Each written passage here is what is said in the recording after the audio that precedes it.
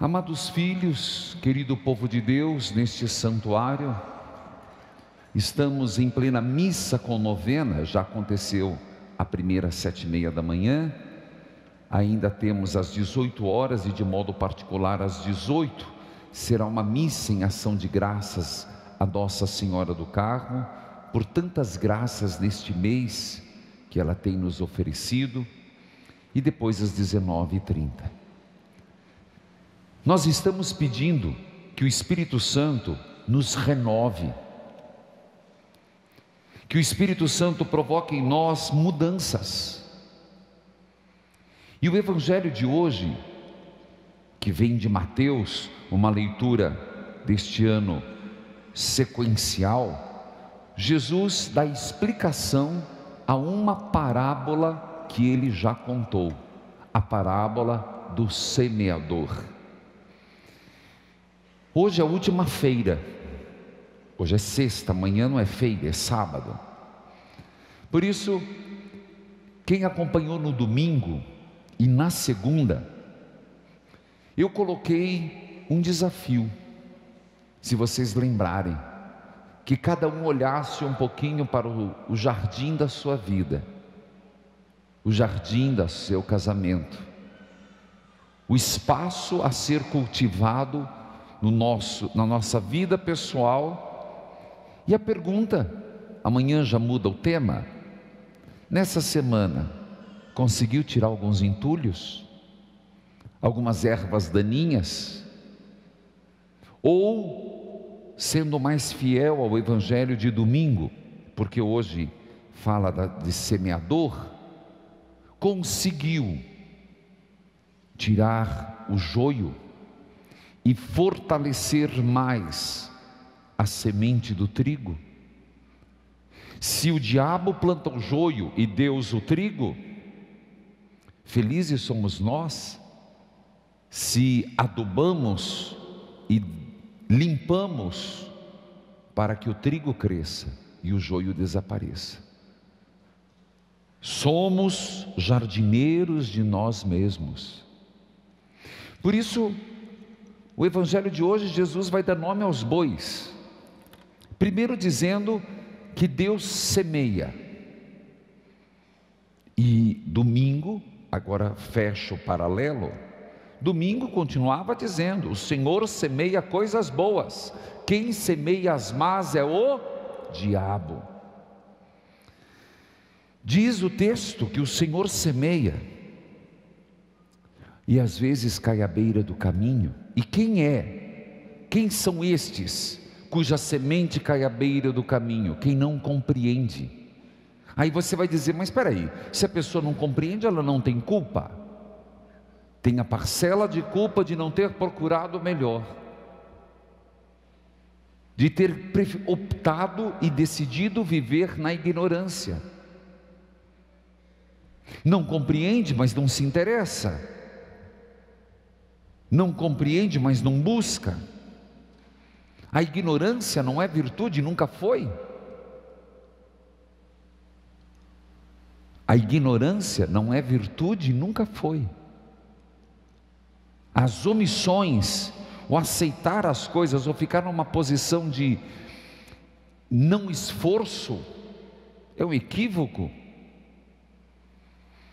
A semente é lançada e cai num terreno pedregoso. Quem são estes? É um grande perigo. Às vezes nós agimos por euforia, por uma alegria, como diz a própria palavra de Deus, é de momento. Gente, uma fé não pode ser vivida de momento. Uma fé não pode ser vivida só por uma circunstância, por um período, quando convém. Nós temos que ter raízes e raízes profundas em Deus. Porque quando vem a tempestade, e quando vem o sol a pino, e quando vem a tribulação, quem não tem raiz, quem não tem profundidade onde buscar mais do que o ambiente nos oferece, esse mais é Deus, seca. Então, aqui vem o estar mergulhado em Deus. O que é ter uma raiz profunda? Às vezes a vida se torna árida.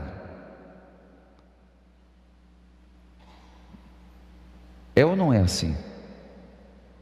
Às vezes você passa um período grande de estiagem, que na vida profissional não vê crescimento, na vida afetiva você entra no momento de dissabor.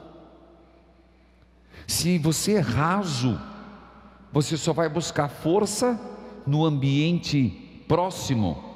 Não, tem que ser profundo.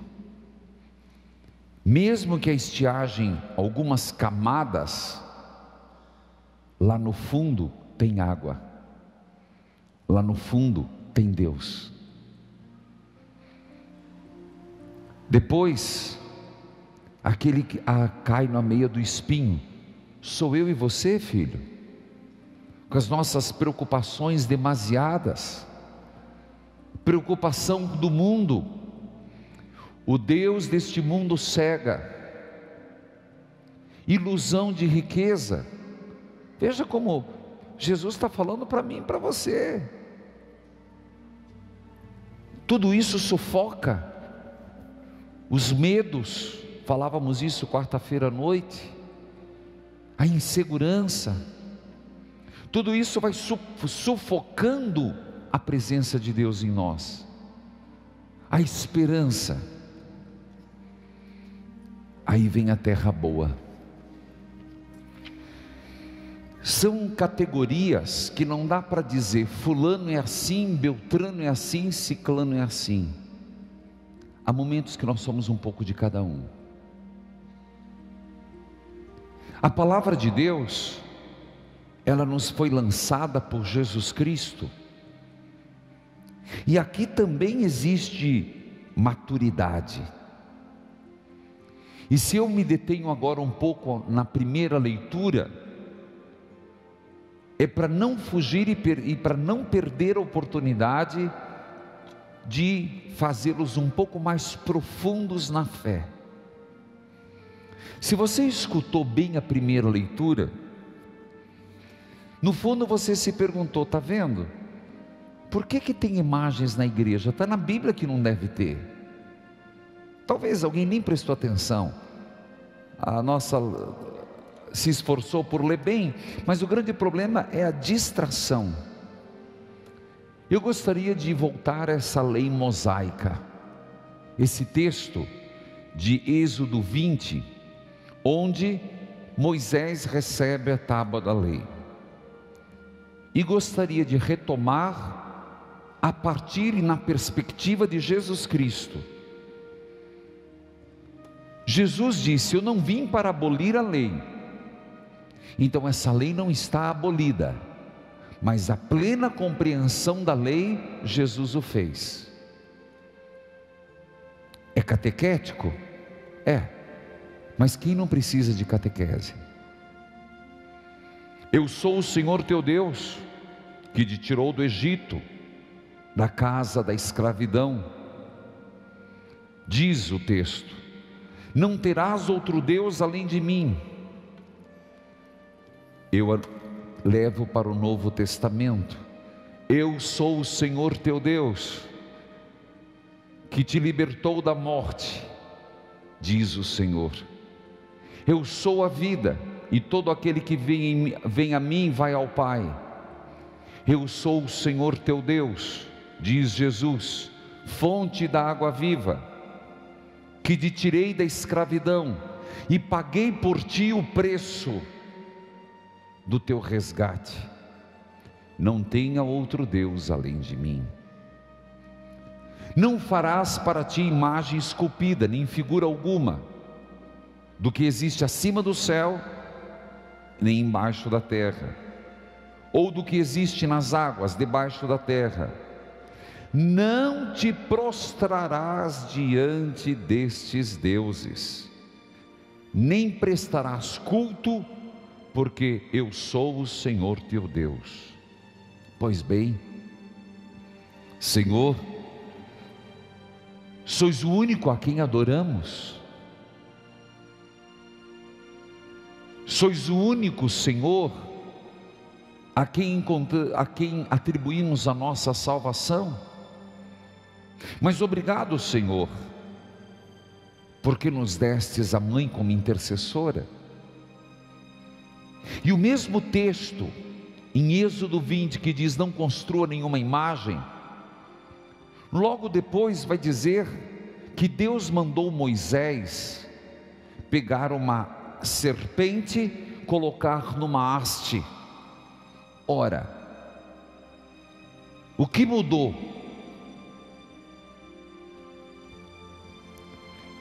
Se muitos pegam esse texto para criticar nossas imagens, o mesmo texto, no mesmo livro, que fala para não construir, para não ser adorado, olha a condição: não o façam para que não adorem.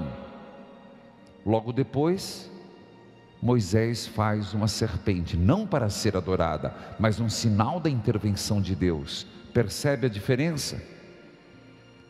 Se o fato das imagens fosse algo tão levado à risca, porque no templo de Jerusalém haviam em ouro as imagens dos anjos arcanjos, inclusive em cima da arca da aliança. É que na verdade existe uma ideia iconoclasta que quer e usa disso para querer dizer que nós adoramos os santos.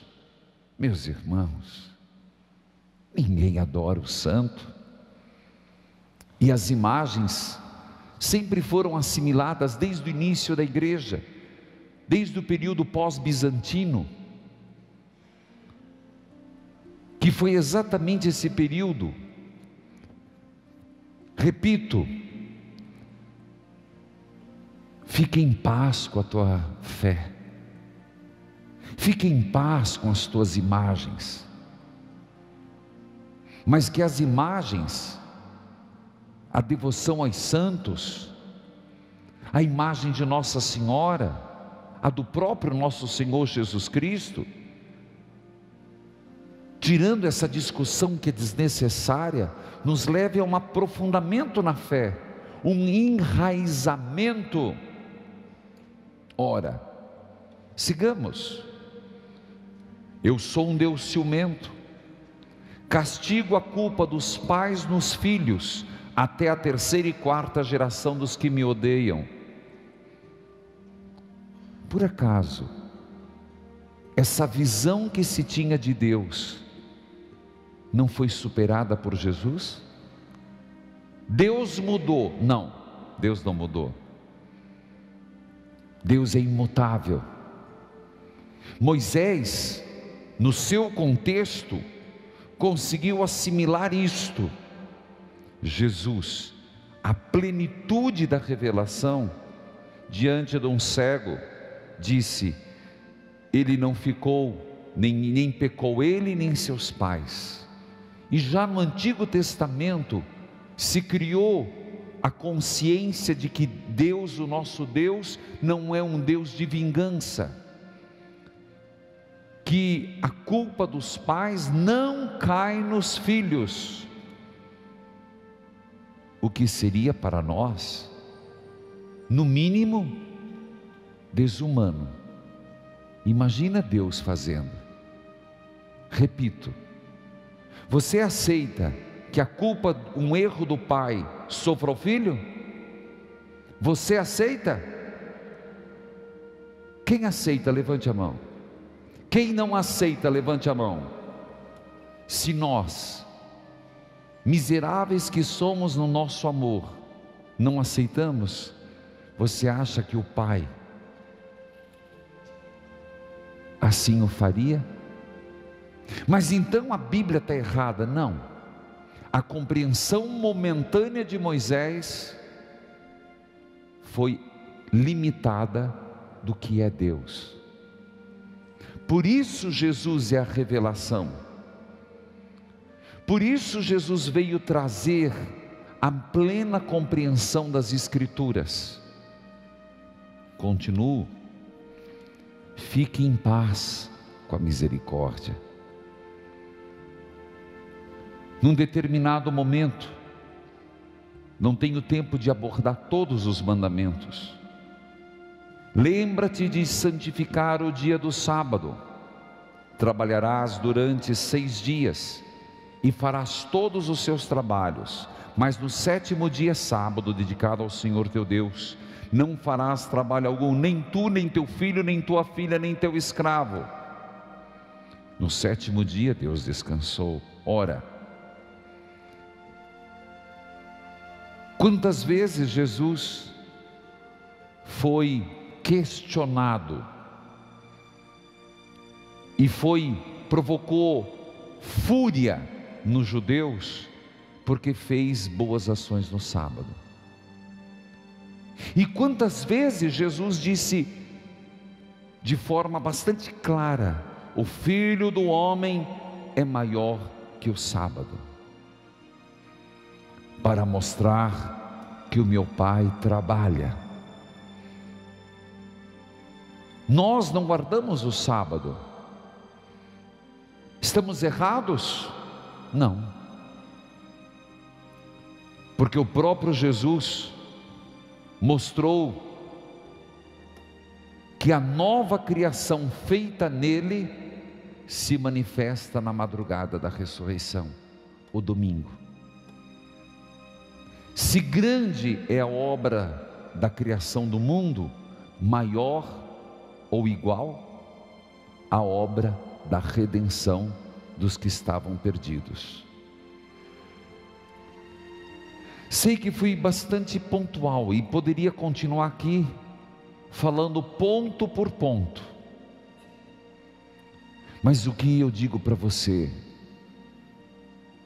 seja profundo na fé, tenha conhecimento, aprofunde a sua fé na Sagrada Escritura, nos estudos, no catecismo da igreja, para que não sejamos pessoas ao vento. Basta alguém dizer, a gente perde a fé. Basta o inimigo plantar uma dúvida, a pessoa larga a mão de tudo. Por isso é importante conhecermos a palavra, mas conhecermos o que pensa a igreja. Por que agimos assim? Isso está dentro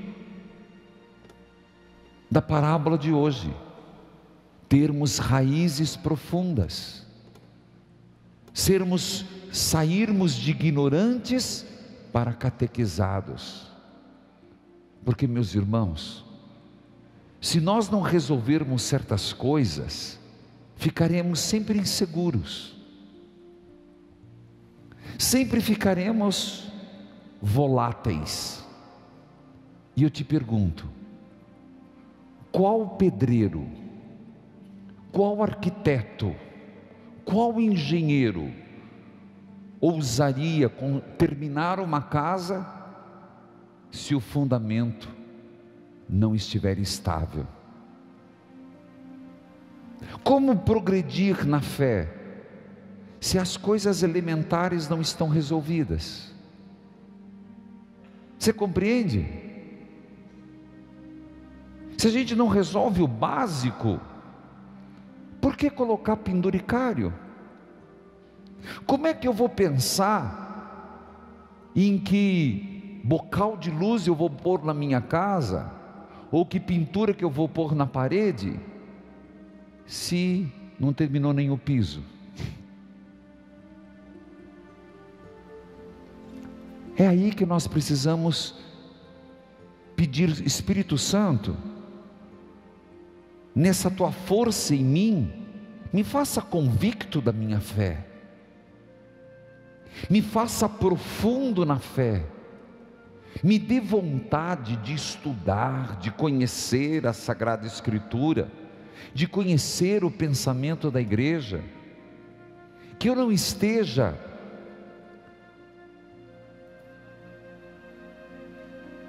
volátil, não esteja suscetível às ondas do momento. Essa profundidade está nos faltando.